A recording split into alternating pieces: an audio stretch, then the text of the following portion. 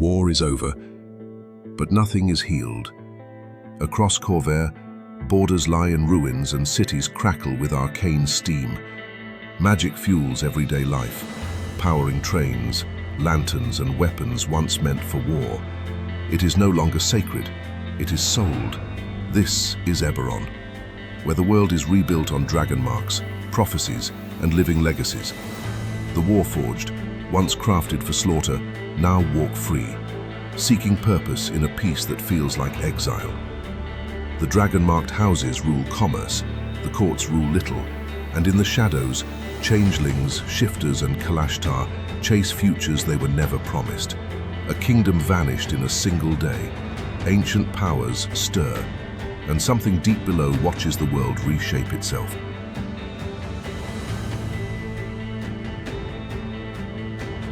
Before the world, there were only dragons. Three great beings circled the void. Sybaris, who dreamed of creation, Khyber, who thirsted for power, and Eberron, who held the balance. When Khyber struck, Sybaris was torn apart, his shining body flung across the sky, forming the golden ring that still burns above. But Eberron rose, coiling around her treacherous sibling, trapping Khyber in a prison of stone and soil, and birthing the world as we know it. The land is Eberron, the sky is Sybaris, the depths are Khyber, and none of them are dead. They sleep, they wait, and their conflict shapes all that lives. From this shattered beginning came the age of demons. Khyber's spawn, overlords of flame and ruin, ruled for millions of years. The skies burned, the seas boiled. Mortals lived in fear or not at all. But the Coatl, born of Sybaris' blood, rose to stand against them. Led by Khalipa and joined by dragons like Uril and Astrix, they forged the silver flame through sacrifice and sealed the overlords away. Civilizations rose from the ash. In the land of Xen'drik, towering giants mastered arcane might taught by dragons. They built wonders and waged wars, even against beings from beyond the world. But pride brought ruin, their magic fractured time and space, and from the far continent of Argonnessen, the dragons returned, not to guide, but to destroy. Xen'drik fell into broken jungle and scattered ruin. The dragons withdrew once more, guarding the secrets of the draconic prophecy, an ancient code etched into the bones of the world, whispering of future tides. They sent agents from the chamber to watch and interpret, but never interfere. And so the world turned, scarred by battles that no mortal remembers, and shaped by powers that never truly left.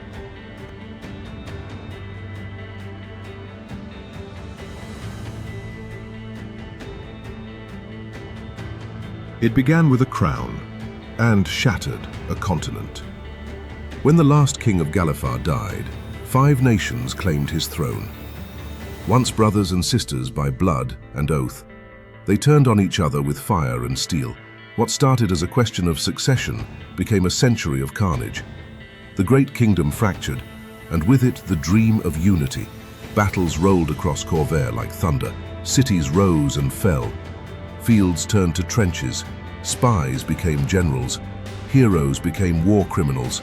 Every house, every faith, every race was drawn into the storm. Even the dragon-marked houses, once neutral, supplied weapons and whispers, trading blood for gold. In the midst of desperation, a new creation marched onto the battlefield, the Warforged. Built for war, shaped by magic and industry, they obeyed no god, feared no death.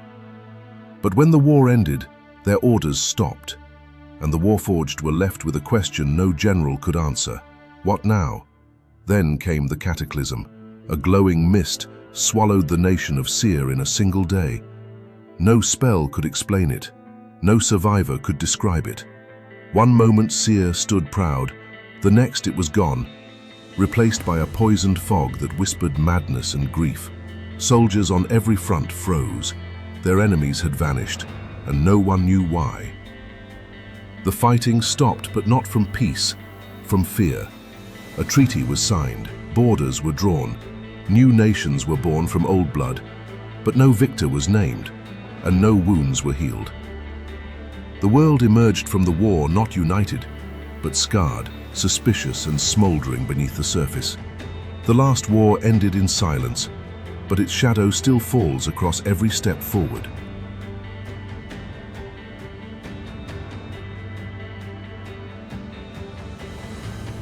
The war ended, but the pieces never fit back together. Where once stood the unified kingdom of Kalashtar, now lie a dozen splintered realms, each one scarred by the last war, and none whole. Across the continent of Khorvaire, borders shift like sand. Treaties are tested daily, and every handshake hides a dagger. Argonnessen clings to its arcane legacy, ruled by nobles who speak of destiny while sharpening swords. Its vineyards and spellcasters thrive, but its gaze never strays far from the lands it lost. Thrain marches to a different rhythm, governed not by kings, but by the Church of the Silver Flame, crusaders cloaked in divine fire and righteous law. To the north, Karnath broods behind weathered stone and military pride. Once infamous for its undead legions, it now seeks legitimacy with iron discipline and cold ambition. Breland, ever practical, stitches itself together with trade and tolerance. Its capital, Shan, rises in impossible towers, a city of airships, crime, and invention. At the heart of it all lies a wound. Seer, once the jewel of Kalashtar, now called the Mournland, a dead zone wrapped in mist and mourning. Its refugees scatter across the continent, wearing grief like armor and dreaming of a homeland that may never return. Around these fractured powers, new realms stir. The Eldeen reaches, once farmland, now thrives under druids and shifters. The Mror holds clang with dwarven forges. The Lazar principalities sail with pirate kings and sea queens. And in the east, Valenar elves ride out of legend, carving a new empire from blood and honor. Some lands claim recognition, others take it by force, and still others, like Droam, ruled by monsters, watch the old world teeter, waiting for their time to strike. This is Khorvaire now, a land without unity, a map drawn in scars.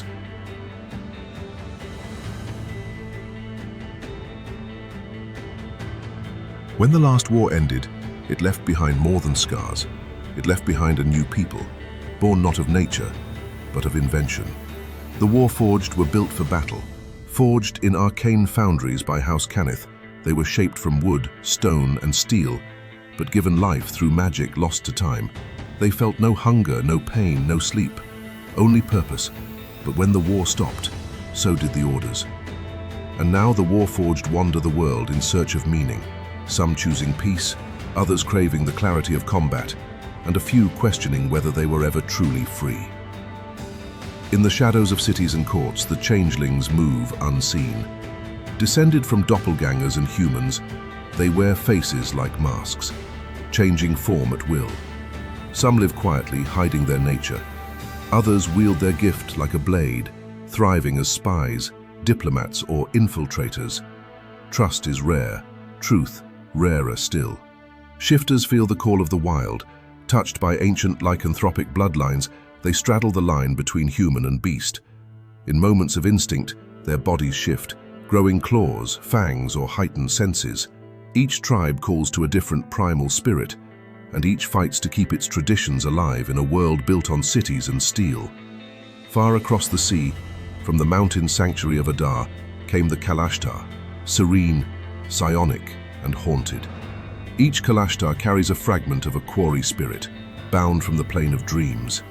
Two minds share one body, walking the path of light while hunted by shadowy forces from beyond the veil. In their silence, they hear echoes from a war that has never ended.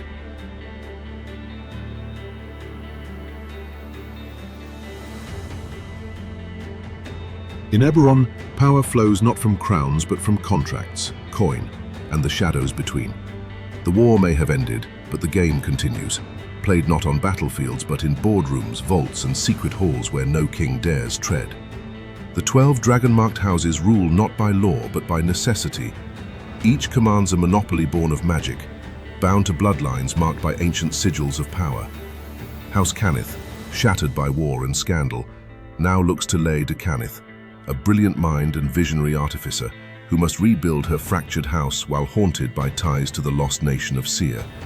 In the skies, House Lyranda thrives beneath the storm-touched command of Merix de Lyranda, whose grip on elemental vessels makes him master of air and sea.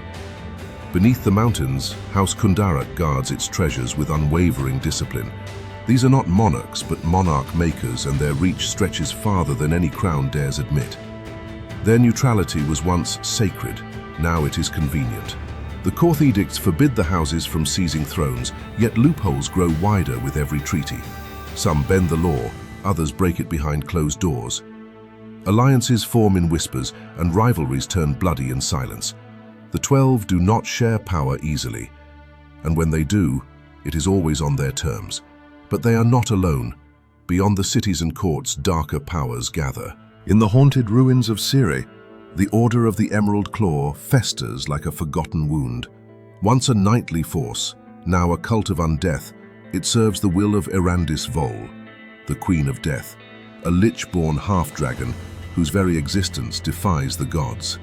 Few know her true name. Fewer survive the encounter.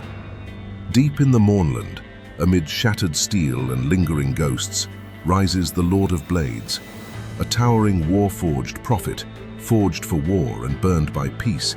He gathers his kind beneath banners of freedom and fire. Some call him a liberator, others a tyrant. His lieutenants, silent killers like Harmatan and Glaive, strike without warning, spreading his doctrine through sabotage and ruin. To the west, in the monstrous realm of Droam, the daughters of Sorakel weave a kingdom from chaos. Sorakatra, the silver-tongued schemer, binds ogres, gnolls, and medusas with promises of unity. Her sisters, Sora Terraza the Oracle and Sora Manya the Brute, balance prophecy and violence with terrifying grace. No civilized court trusts them, but none ignore them. Even smaller nations hold vast secrets. In Zilago, the Trust watches every whisper, every letter, every citizen. Its grand spymaster remains nameless, faceless, and omnipresent, ensuring the gnomes' smiling cities remain pristine, even if soaked in invisible blood. And in the salons of Korth and Roat, the Arum plots behind polished gold masks. Merchant lords and idle aristocrats meet in secret, trading secrets and favors as if playing a game only they can win.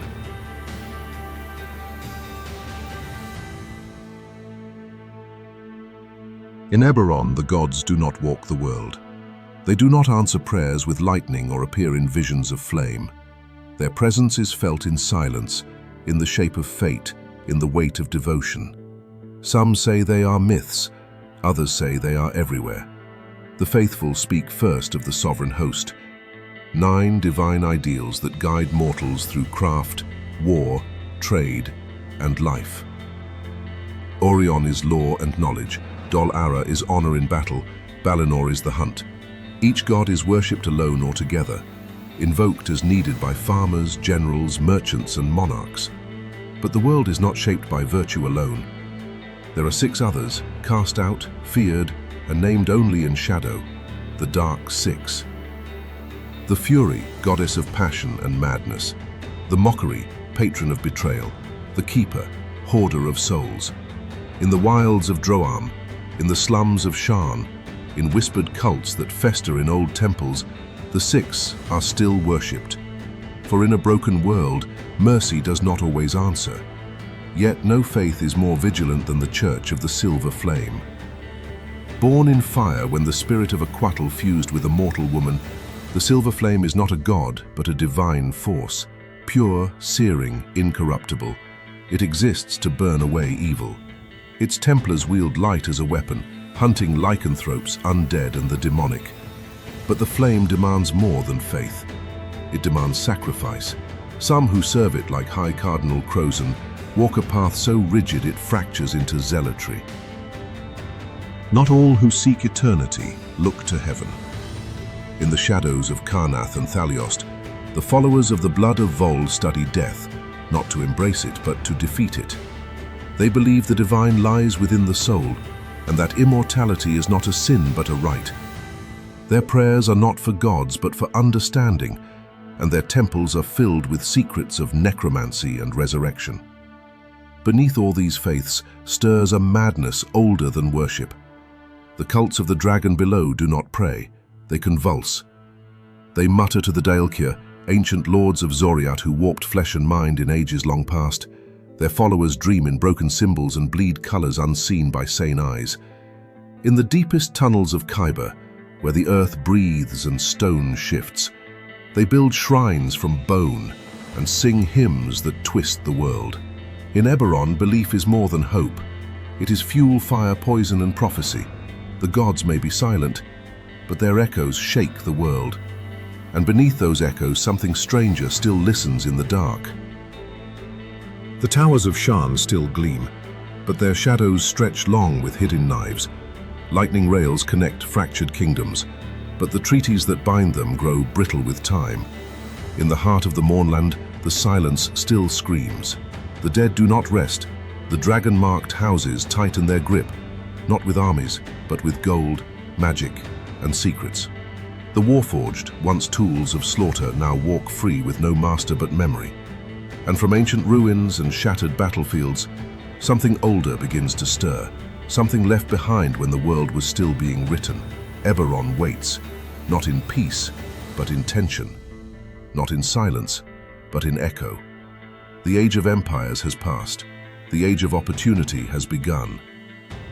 If the fires of Eberron have stirred your curiosity, be sure to like the video, subscribe to the channel, and ring the bell.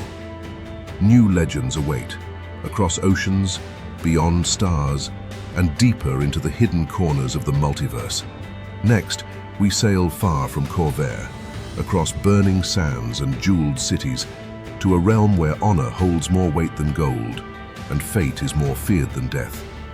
In Zakara, magic flows from the words of genies, and every oath binds tighter than steel. Barber thieves trade secrets in smoke-filled streets, corsairs race beneath twin moons, and the Grand Caliph rules not by might, but by ancient law, whispered by the lawgiver herself. This is Al-Qadim, a land of wonder, peril, and stories waiting to be told. Let the desert winds carry us there.